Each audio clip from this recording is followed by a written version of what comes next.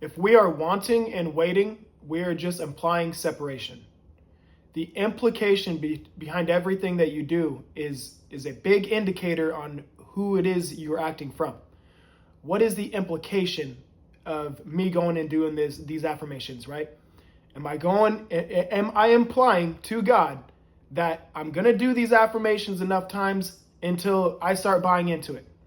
Or am I implying to God that I already know that I have it all?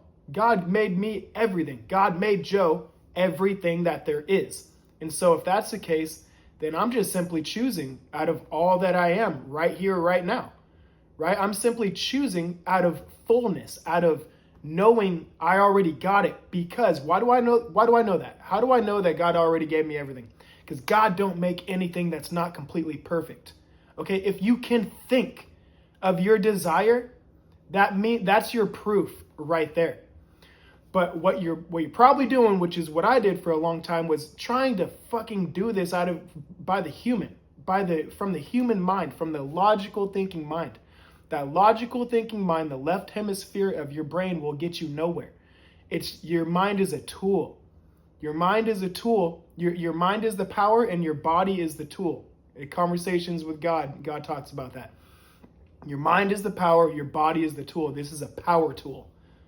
This is just a tool.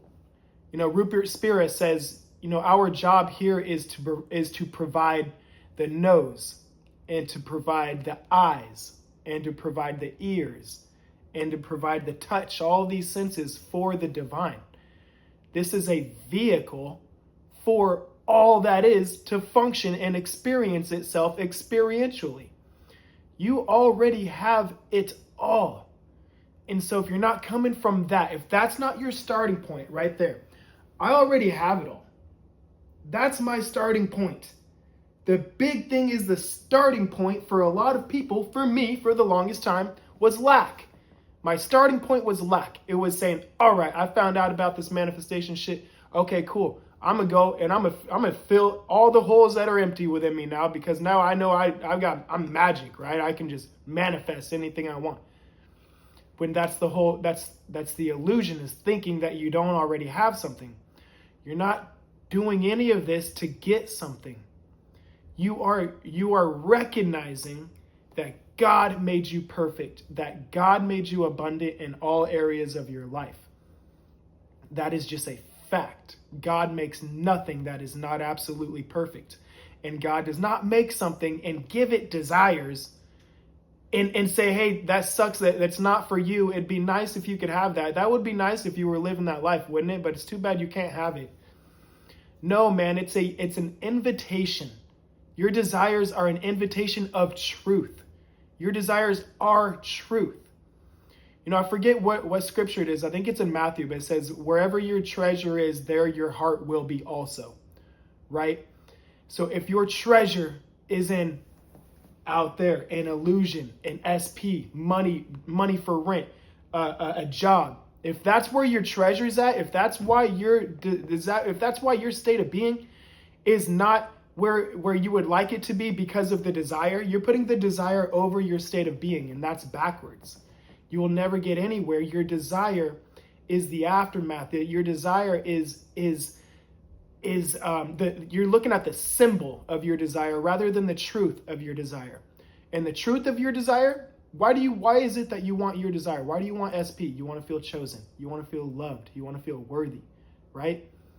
But you see, you're going after the symbol, but what you want is the feeling of getting that thing.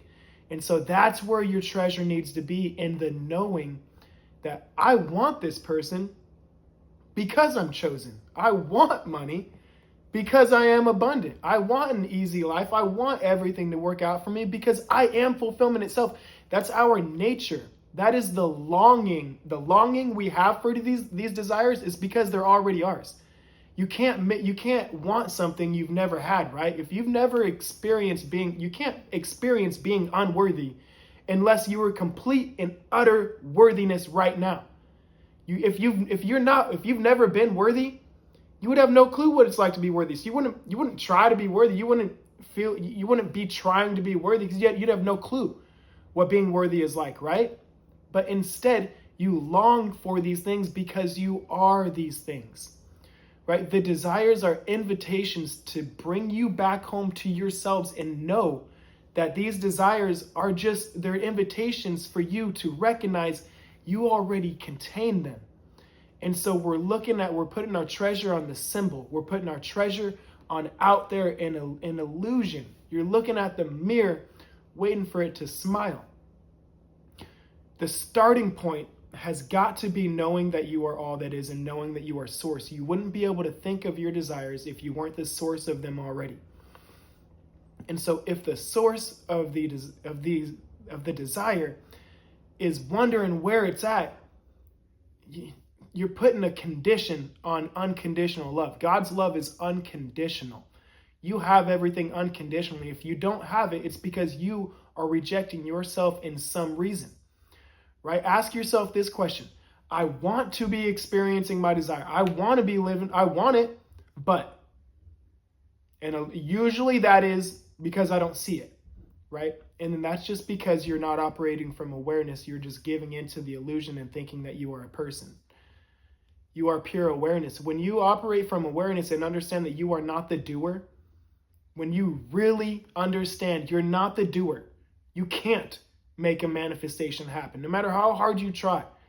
You are awareness. So if that's the case, if this body isn't the doer, which is the greatest news ever, by the way, it's scary for people that don't know who they are, and it's the greatest news ever once you do know who you are, because you are the truth. You are functioning as the truth all the time, no matter what. Whether you know it or not, you're God no matter what. You are the truth, you are the way, you are the life, no matter what. And so why do you think you keep experiencing the lack of these desires? Is because, are you really focused on the fulfillment of the desires, or are you really focused on the lack of your desires? Are you loving that person that you want to come back? Are you loving them in such a way where if they didn't come back, or if they came back, you'd be good either way, because you know that you are fulfillment itself. You are the source of the fulfillment of that desire, right? But you're looking towards the symbol for the fulfillment of it. Fulfillment is looking at its projection for its proof of fulfillment. You are the happiness that you seek. And so the quicker you can stop wanting and waiting and making separation between this, the easier your life is going to be. And that's going to come from understanding that you're pure awareness, that you're not the doer. You don't do anything. You sit in fulfillment as fulfillment, and understanding you're supposed to get all your desires. Like, you are supposed to, you're the source of your desires. You're supposed to get whatever you want. So that's where allowing this shit to happen comes in, right? If you can really understand that, I'm the source of this. I'm supposed to be experiencing this. The only reason I'm not is if I get in the way. So why not say, okay, I understand. I have it all already. I have it all right now. I already have it all. And so I'm going to simply choose what I want to experience, and I'm going to get the fuck out of the way. I'm going to get out of God's way and let God work. I'm going to let God cook while I sit here knowing I'm not the doer. I know I'm not the doer, right? So if I'm not the doer, what do I got to worry about? I can chill here knowing I'm awareness. Oh, where's it at? My monkey mind starts freaking out. Where's it at? Where's it at? Go into your awareness and go experience it in there if the character really needs to see it that bad. But this is where your spiritual maturity will come in, and knowing who you are. That monkey mind that has all the doubts and fears. The doubts and fears are for the realm of the devil. That's what I say. Doubts and fears, that's the devil on your shoulder trying to take your victory and glory away. Stop listening to your thoughts. Your thoughts are empty. See everything as empty. Your 3D world, see it as empty. Empty space. It's all just consciousness. There's nothing but consciousness. So we're just looking at the reflection. We're looking at this as real physical stuff, right? We're looking at this as this is real. That's the whole illusion it's trying to get you to buy into. The quicker you can stop operating from this human mind and operate from pure awareness. Pure awareness. I'm not the doer. I'm pure awareness. I have it all now, because there's only now. There is right now, and there will never be no tomorrow where this shit comes. Because the funny thing about tomorrow is it never comes. Tomorrow will never, there is no tomorrow where you're going to be experiencing this. So let that land for you. Boom, right now, you have this shit right now. Either you have it right now or you don't. It's either I am or I am not. It's one of the two. There's no in between. You can't serve two masters, right? You can't be doubting this shit and thinking it's going your way. And by knowing it's going your way, you don't gotta convince your monkey mind that this shit's real.